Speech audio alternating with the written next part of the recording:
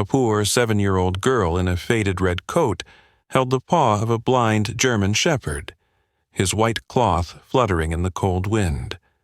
Together, they stood before the gates of a broken man's mansion. "We can help you walk again," she whispered, while the dog pressed closer as if he already believed. The man laughed bitterly from his wheelchair, until her small hands touched his lifeless legs and the dog barked once into the night. Something impossible surged like lightning through his body. It was only the beginning of a miracle no one in town would ever forget. Tell me in the comments where you're watching from.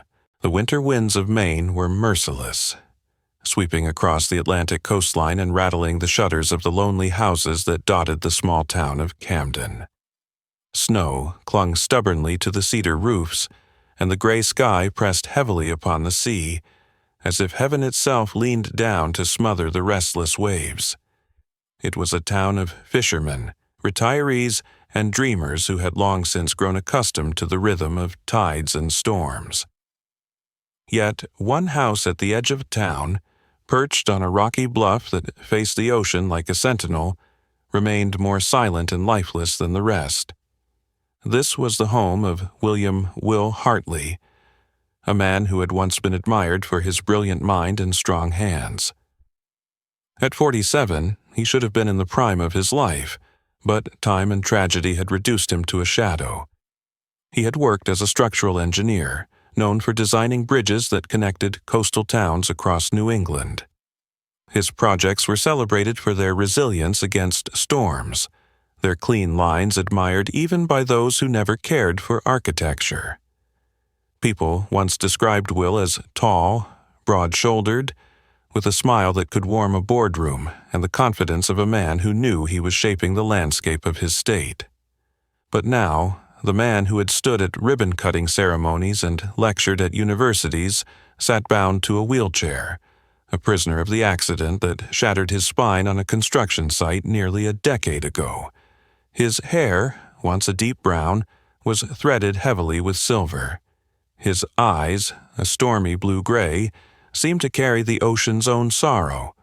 A beard, uneven and unkempt, clung to his jaw as if it too had grown weary. He often wore a thick wool sweater of dull gray, the kind of garment that gave warmth but no beauty, paired with dark trousers that creased where his legs rested motionless. Will had been tall once, 6 feet 1 inch, strong as the steel beams he worked with. But his posture now was hunched, his body carried more by his wheelchair than by his own strength. His hands were calloused still, but they trembled sometimes, a faint reminder of the medication he lived on. To his neighbors he was little more than a ghost. He rarely came into town, ordering supplies to be delivered, often leaving envelopes of money outside his door so he wouldn't have to see anyone. Some whispered that Will had become bitter, perhaps even dangerous in his isolation. Others pitied him, remembering the cheerful young man who had danced at weddings and fixed boats at the harbor for free. Inside his home, the sound of the ocean filled every room. The windows faced east, giving him no choice but to watch the tide. And watch he did, every day, sitting in front of the large bay window of his living room, wrapped in silence. The world to him had become smaller than the tide pools at the base of the cliff. The fireplace, the wheeled chair, the shelves of books he rarely touched anymore. The only thing that changed was the weather, and even that he stopped remarking upon. Across the narrow road that led to the bluff, there lived another figure who, though not human, was just as misunderstood. Guardian, a 6-year-old German shepherd, was known by every child in Camden. He was large, with a powerful frame beneath his thick coat of black and gray. Time and misfortune had robbed him of sight. His eyes were a cloudy pale blue, hidden now by a strip of white cloth tied gently across his face. Most adults in town dismissed him as useless, a burden left to wander by a negligent owner. They said a blind dog had no place in a town where storms could sweep away even the strongest of men. But children told a different story. To them, Guardian was a protector, a guide.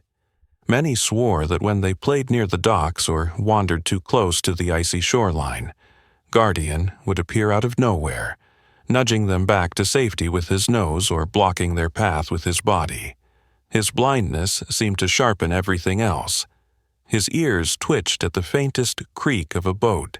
His nose caught scents carried far on the wind, and his instincts were sharper than those of any watchman. He wore his white cloth not as a sign of weakness, but like a banner of quiet resilience. Guardian often sat at the end of the wooden pier, his front paws planted firmly, his head lifted toward the wind. Though his eyes could not see, it seemed he was looking out at the ocean, waiting. For what, no one knew. Some of the fishermen said he was listening for a master who would never return.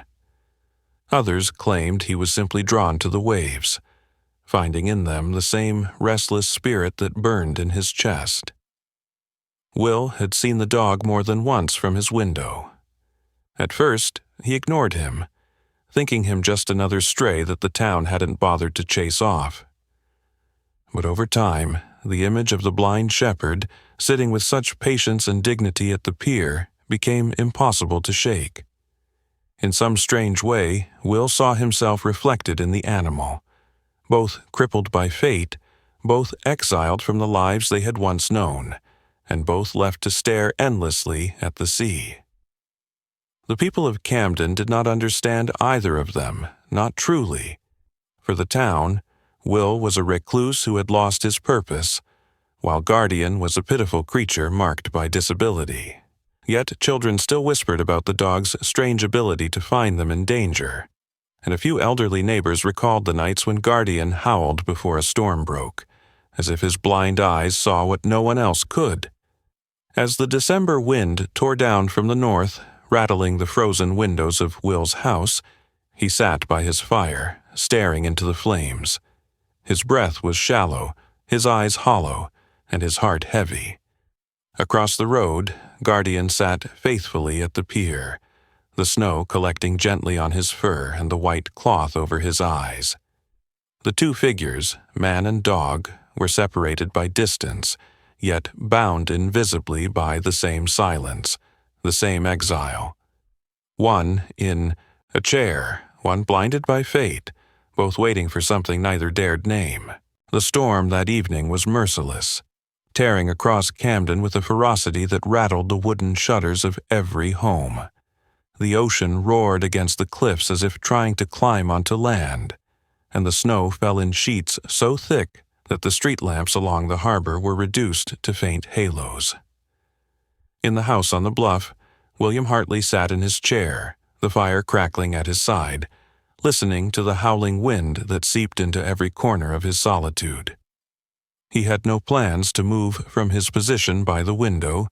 Storms had become to him nothing more than a reminder that nature, too, was unrelenting, just as fate had been with his body. Then came the knock. At first it was faint, nearly drowned by the storm's howl, but the sound was distinct. 3 small, deliberate taps against his heavy oak door. Will frowned, pushing himself forward with his hands on the wheels of his chair. Few dared to visit him in good weather, let alone on a night like this. The knock came again, sharper this time.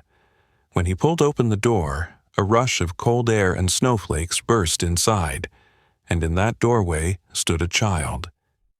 Emily Carter was small, barely reaching Will's chest even if he had been standing, 7 years old at most. She wore a red coat, threadbare and several sizes too big, its buttons straining against the winter wind. Her blonde hair clung in damp strands to her rosy cheeks, and her boots were so worn that the tips of her socks peeked out from the cracks. Despite her fragile appearance, her eyes, large, a striking blue that seemed to hold a stubborn light, met Will's with surprising steadiness. Her voice, soft yet unwavering, carried through the storm. "Mr. Hartley, she said. "Could I have a little food for my mom and me?" She hesitated, then added with a whisper that seemed both innocent and impossible, "If you give me a bowl of soup, I'll help you stand up again." Will stared at her, stunned, before the corner of his mouth twisted into bitter laughter. The sound was hollow, a rasp that echoed off the lonely walls behind him. "Help me stand? Kid, not even the best surgeons in Boston could manage that, and you think you can?" His tone was crueler than he intended, born from years of disappointment, yet Emily did not flinch. She only hugged her coat tighter, snow falling from her sleeves, and repeated softly, "I can help. But first, may I come in? It's cold." Something in her voice pierced him, its mixture of fragility and courage. Against the instinct that told him to shut the door and retreat to his solitude, Will found himself nodding. He wheeled backward, gesturing roughly. "Come in before you freeze to death." Emily stepped over the threshold, her boots leaving tiny wet prints on the polished wooden floor. She glanced around the dim interior, the grand fireplace lined with stone, the shelves of books coated in dust, the heavy curtains drawn against the storm. Instead of awe, her gaze carried a quiet practicality, as though she saw not wealth but warmth, not grandeur but survival. And then another sound reached Will's ears, a soft patting of paws. To his surprise, Guardian appeared in the doorway a moment later, snow clinging to his thick fur. His white cloth blindfold was damp, his nose twitching as he followed Emily's scent unerringly into the house. The dog walked slowly, head lowered, then stopped directly beside the girl as if he had always belonged at her side. Emily placed a gentle hand on his back. "He found me," she said simply. Will's brows knitted. "That mud again? How did he?" He trailed off. Guardian moved past him, stepping confidently though sightless, and curled himself near the hearth. The blind shepherd lay down with a sigh, his head lifted toward Emily as though awaiting her next word. The firelight danced across his fur, highlighting the powerful muscles beneath, the scars on his foreleg, the strange dignity with which he carried his brokenness. Emily crouched near him, her hand resting on his shoulder. "He listens," she said matter-of-factly. "He always does." Will shook his head in disbelief, rolling his chair closer to the fireplace. That dog's been wandering this street for years, and not once did he listen to anyone. Yet here he is, making himself at home the second you walk in. Emily only smiled faintly, her cheeks glowing from the fire's warmth.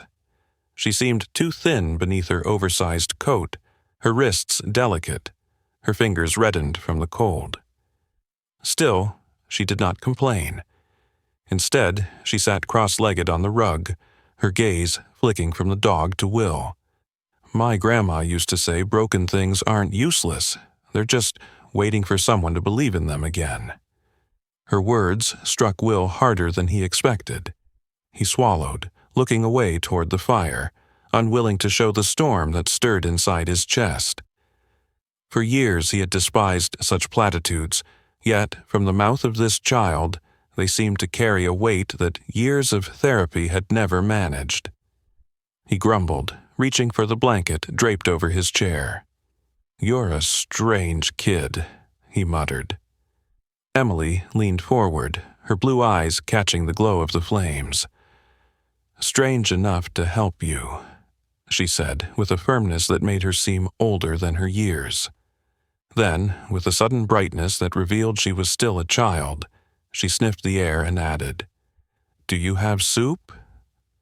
For a long moment, silence hung between them, broken only by the crackle of firewood and the wind's furious rattle at the windows. Will let out a slow exhale, half a sigh, half a laugh. "Soup, is it? Fine. But don't expect miracles, little girl. You'll get your soup, and I'll get to listen to my own foolishness for letting a stranger in." He wheeled himself toward the kitchen, muttering all the while. Behind him, Emily whispered something to Guardian, and the blind shepherd's ears flicked attentively as though he understood. When Will returned with a steaming bowl of broth, Emily's face lit up, but before reaching for it, she said quietly, "I'll keep my promise." "You'll see." Will scoffed again, though this time there was less bitterness in it, and more of a question he dared not ask. He handed her the bowl, then watched as she settled closer to the hearth, Guardian beside her, both of them warming themselves in a house that had not felt alive for years. For the first time in a decade, William Hartley realized he was not alone. The storm outside raged on through the night, but inside Will's house there was a fragile warmth, a kind that had not touched its walls for years. The fire hissed and cracked, shadows danced across the stone hearth, and the little girl in the red coat sat quietly on the rug, her small fingers wrapped around the warm bowl Will had given her. Guardian lay beside her, his large body stretched toward the flames, his white cloth blindfold slightly askew from the snow that had melted into his fur. His cloudy eyes, though sightless, seemed to glow faintly in the firelight as if reflecting something only he could sense. Will sat across from them, his wheelchair parked just a few feet away, watching with a strange mix of disbelief and curiosity. He had not spoken much since Emily had arrived, save for a grumble or two, but his eyes lingered on her with the wary study of a man who no longer trusted surprises. The girl ate in silence, savoring each spoonful as though it were a feast, and when she finished, she set the bowl gently on the table beside her. Then she turned to him with that steady, unflinching gaze. "You're ready," she said softly. Will frowned. "Ready for what?" "To feel again." Her words were so simple, so certain that for a heartbeat he forgot to laugh. But then the bitter smile returned to his face. "Kid, I haven't felt my legs in 10 years. Doctors with diplomas on every wall in Boston and New York told me it was impossible. And now you think a little touch will fix it?" Emily didn't argue. She simply rose to her knees and crawled across the rug until she was beside him. Her small hands rested gently on the edge of his chair as she tilted her head back to meet his storm-gray eyes. "May I try?" she asked, her voice barely more than a whisper. For a long moment, Will said nothing. His chest tightened as he searched for words, for reasons to push her away, but the storm outside seemed to hush in that instant, as though the world itself was waiting for his answer. He exhaled, shaking his head, then muttered, "Fine, but don't expect anything." Emily nodded solemnly and placed her tiny palms on his legs, just above the knees. Her touch was light, yet the moment her skin pressed against his, something impossible happened. A jolt, like a current of electricity, shot up through his thighs and into his spine. Will gasped sharply, gripping the arms of his wheelchair so tightly his knuckles turned white. For years, there had been nothing. No pain, no sensation. But now he felt something. A rushing tide of pins and needles as though life itself were trying to surge back into the deadened limbs. His breath caught in his throat. He looked down in disbelief, eyes wide. "What? What did you just do?" Emily didn't move her hands. Her eyes stayed fixed on his, calm and certain. "I told you," she said. "Broken things can be whole again." Guardian lifted his head suddenly, his ears pricking. Though blind, he seemed to sense the charge in the air. His tail thumped against the rug, slow and steady, and his nose twitched as though confirming something invisible but undeniable had happened. Will's heart pounded so hard he thought it might burst from his chest. He pulled in a sharp breath, then slowly released it, his eyes misting with something he had not felt in years. Hope. For the first time since the accident, he felt the weight of his own body differently. as if his legs were no longer just empty vessels but part of him again. Emily released his knees and sat back on her heels, watching him silently. The warmth of her palms lingered on his skin, spreading through him like fire through dry wood. He swallowed hard and turned his face toward the flames, unwilling to let her see the tears gathering in his eyes. Later that night, when he retired to his bedroom, the strangeness did not fade. Will transferred himself to his bed as he always did, but this time, when he lay back beneath the quilt, he felt it. The weight of the blanket pressed lightly against his legs, a sensation so faint it might have been imagined, but to him it was monumental. He lay in the darkness, staring up at the ceiling, his heart trembling with something he hadn't dared carry in years: hope. Guardian followed him into the room and, without needing guidance, found his place by the door. The great shepherd lay down with a sigh, his head turned toward the bed. Though blind, he kept his cloudy eyes fixed in Will's direction, his ears twitching at every breath, every movement. It was as though the dog understood the magnitude of what had just begun, as though he had sworn silently to stand guard over the fragile thread of possibility that had returned to the man's life. Emily, after finishing her soup, had curled up on the couch with the fire still burning, her red coat draped over her like a blanket. She looked smaller than ever in the wide expanse of Will's living room, her golden hair spilling across the pillow. Despite her youth, there was a gravity to her presence, a quiet strength that seemed far older than her years. She slept peacefully, unaware that she had already altered the course of a man's life forever. The storm outside continued to howl, but inside the house something had shifted. The silence that had once been suffocating was now alive with the faintest hum of possibility. For the first time in years, Will closed his eyes not in resignation, but in wonder. His legs, once empty and cold, now carried the faintest whisper of sensation.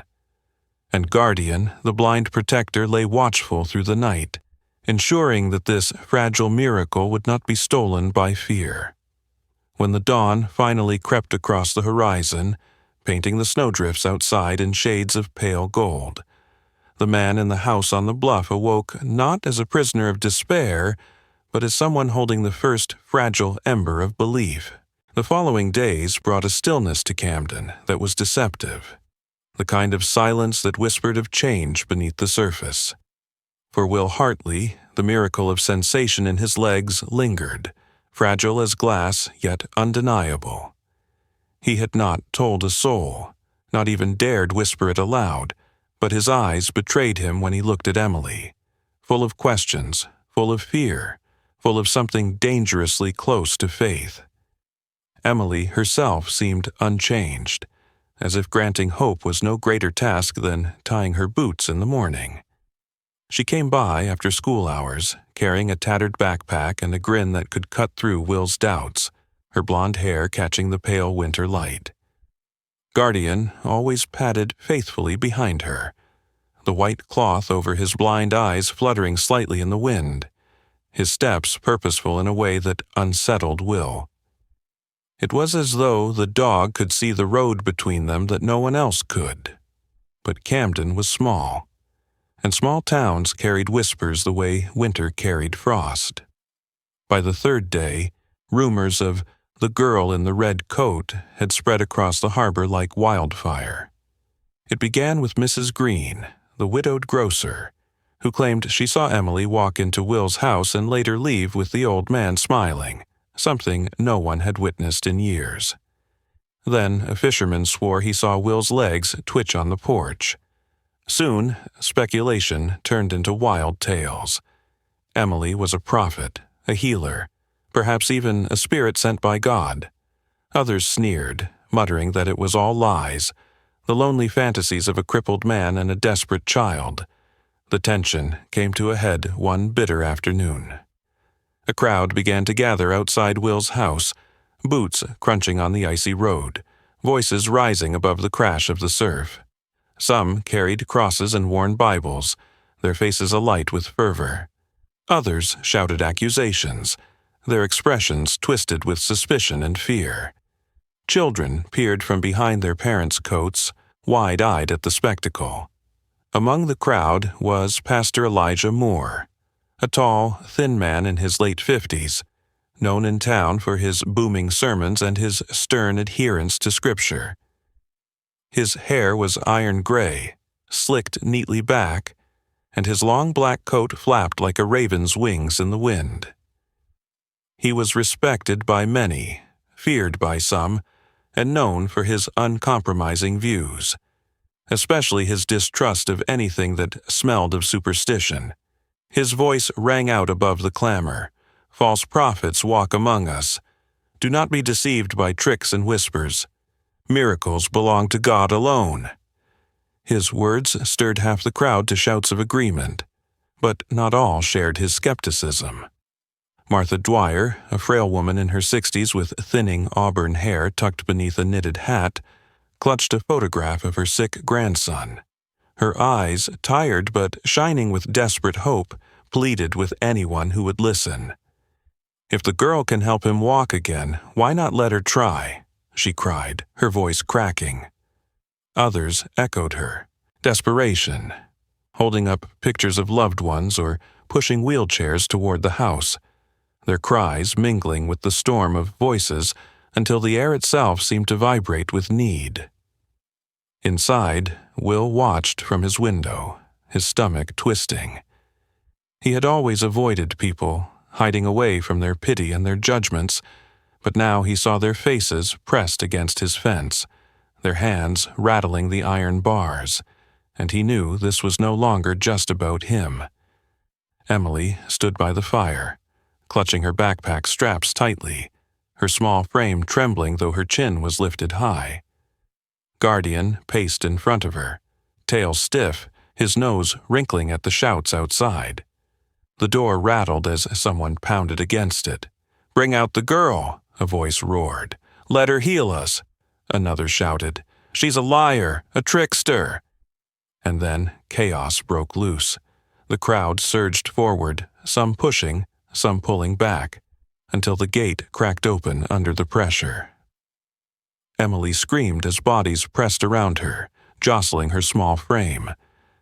Will's heart seized. For 20 years he had been bound to his chair, powerless, a man made of rust and regret. But now, watching Emily shoved and nearly trampled, something ancient and primal erupted within him. With a guttural cry, he pushed himself up. His legs, trembling and weak, nonetheless bore his weight. For the first time in 2 decades, William Hartley stood. The shock of it stunned even him. The world tilted. His muscles screamed, but he was upright. Around him, time seemed to fracture. The roar of the crowd, the sharp sting of icy air on his face, the wide blue eyes of Emily staring up at him in awe. He stumbled forward, half walking, half falling, but determined to reach her. Guardian moved faster. The great shepherd hurled himself into the mass of legs and coats, teeth bared not in aggression but in raw determination. Though blind, he navigated the chaos with uncanny precision, using his powerful body to shield Emily, shoving back men twice his size. A heavy boot caught his flank and he yelped, staggering, but he did not retreat. He planted himself over Emily, chest heaving, head lowered in warning growls. It was in that moment that a young boy, no older than 9, broke through the noise. Tommy Clark, a wiry child with freckles scattered across his pale face, pointed toward Guardian with wide eyes. "He's not blind," Tommy shouted. "He's our protector." His words, sharp and piercing, cut through the mob like a bell. Heads turned, shouts faltered. Children repeated the phrase, "Protector, Guardian the Protector," until the chant spread like wildfire. The scene shifted. Those who moments before had sneered now stared with something like reverence. The story of a useless blind dog shattered before their eyes as Guardian, limping but unyielding, stood guard over Emily like a knight before his queen. Even Pastor Moore faltered, his words drowned beneath the rising cries of awe and wonder. Will finally reached Emily, his hands trembling as he pulled her close. His legs shook violently beneath him, but he did not fall. The crowd gasped, voices surging in disbelief. "He's standing!" someone shouted. "The man in the wheelchair, he's walking!" The sound swelled, a storm of exclamations, half prayer, half panic. But Will heard none of it. All he could feel was Emily's tiny hand gripping his, Guardian's ragged breathing beside them, and the fire that now burned through his body. For years he had believed himself broken beyond repair. Yet here he was, standing against the storm, not for himself, but for the child who had given him back hope. The storm that had shaken Camden left behind not only broken branches and frozen drifts, but a town forever changed. Rumors had turned into stories, stories into legends, and the people whispered about the night when William Hartley, the crippled engineer, stood after 2 decades, and when a blind shepherd proved his courage before their very eyes. What had begun as fear and skepticism slowly softened into reverence. Doors once closed to Will now creaked open with cautious curiosity, and children who had once avoided his lonely house on the bluff began to linger outside, hoping to catch a glimpse of the girl in the red coat and the dog who defied blindness. Emily continued to visit, her presence a bright thread woven into the fabric of Will's days. But she was not alone now. One evening she returned with her mother, Sarah Carter. Sarah was 32, a woman whose strength was written into the lines of her face and the lean muscles of her tall, slender frame. She wore a nurse's uniform beneath a heavy coat, her auburn brown hair tied back in a hurried knot. Her eyes, a tired hazel, carried both warmth and caution, the eyes of someone who had carried burdens too heavy for too long. Sarah had worked 3 jobs to keep food on the table after her husband left when Emily was still a toddler. Life had made her pragmatic, wary of charity, but fiercely protective of her daughter. She carried herself upright, chin lifted, as though daring the world to try and break her spirit again. When Sarah first stepped into Will's home, her gaze swept the high wooden beams and the glow of the fire, lingering with suspicion. "Emily tells me you've been helping her," she said carefully, her voice low and measured, "and she says you're standing again." She studied him not as the town did, with gossip or awe, but with the eyes of a mother weighing trust. Will, leaning on the arm of his chair, nodded. "She gave me something no one else could, hope." His voice faltered, but then steadied. "I'd like to return the favor, if you'll let me. You don't have to carry everything alone anymore." Sarah's jaw tightened, the instinct of a woman long accustomed to fending for herself. But when Emily slipped her small hand into her mother's, Sarah's shoulders eased. For the first time in years, she allowed herself a smile. "Maybe it's time," she murmured. Days turned into weeks, and the Carters moved into a modest cottage near Will's Bluff. Sarah continued her night shifts at the nursing home, but now there was someone to help watch over Emily, someone she found herself beginning to trust. Will's home no longer echoed with silence. Emily's laughter filled the halls. Sarah's careful hands cooked meals where once only cold leftovers lingered, and Guardian padded from room to room as though claiming each space as his own. Guardian, once dismissed as a useless stray, became a symbol for the town. Children followed him, through the streets, their voices ringing with the chant first shouted by little Tommy Clark, "Guardian the Protector." Soon the name evolved into something even brighter, Guardian the Bringer of Light. Neighbors brought him bones wrapped in cloth, and the blacksmith forged a small silver tag engraved with his new title, Though blind, Guardian carried himself with renewed pride, the white cloth over his eyes now less a mark of disability than a banner of triumph. For Will, recovery was not swift, but it was steady. With Emily's encouragement and Sarah's quiet persistence, he began to rise more often, leaning on a wooden cane he had carved himself from driftwood he found near the cliffs. Each step was awkward, shaky, but alive with victory. The man who once measured bridges and towers now measured his progress in footsteps across the living room, in the feel of sand beneath his shoes, in the astonished joy of realizing he could walk a little farther each day. There were setbacks, moments when his legs buckled, when pain seared through him, when doubt clawed at the fragile hope inside him. In those moments, it was not only Emily's wide-eyed belief that carried him, but Sarah's quiet strength. She had seen too much of the world's cruelty to indulge in fantasies, but she had also endured enough to recognize a genuine miracle when it appeared. "Keep going," she told him during those long nights of practice, her hand steadying his arm. "You've already come further than anyone thought you could." Camden itself changed too. The same people who had crowded angrily at his gates now came with gentler steps, bringing gifts of bread or fish, lingering at his fence to ask about Emily, to thank Guardian, to shake Will's hand.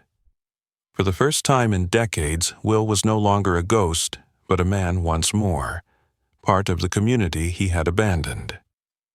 And so it was that one morning, beneath a sky painted pale gold by the rising sun, 4 figures walked together along the frozen sand. Will leaned on his driftwood cane, each step deliberate but filled with pride. Emily skipped at his side, her small hand clutching his firmly. Sarah walked on his other side, tall and calm, her smile soft as the ocean breeze carried her hair loose around her shoulders. And ahead of them bounded Guardian, his paws striking the sand, his head lifted high, the white cloth over his eyes fluttering like a flag of victory. Though blind, he ran with the certainty of one who no longer needed sight, his spirit guiding him farther than vision ever could. Will paused for a moment, looking out across the endless stretch of ocean, the wind tugging at his coat. Once, he had stared at these waters with emptiness, convinced his life ended the day of the accident. But now, with Emily's laughter ringing in his ears, Sarah's steady presence beside him, and Guardian's proud silhouette racing ahead, the tide of despair had finally receded. He was no longer alone. They were not bound by blood, but by something deeper. They were a family born not of circumstance but of choice, forged in hardship, sustained by belief. And as the waves lapped at their feet, William Hartley understood what Emily had promised him from the start. Broken things can indeed be made whole again, if only someone believes hard enough. Sometimes the greatest miracles are not flashes of lightning or voices from the sky, but the quiet moments when broken things are made whole again through love, faith, and courage. Just as Will found his strength when he believed, and Emily brought hope through her childlike faith, we too can find God's hand at work in the everyday struggles of our lives. Perhaps you are carrying pain or facing storms that feel impossible to overcome. Remember this: God has not forgotten you. Miracles still walk among us, often hidden in kindness, in courage, in the small voices that remind us to keep going. If this story touched your heart, share it with someone who needs hope today.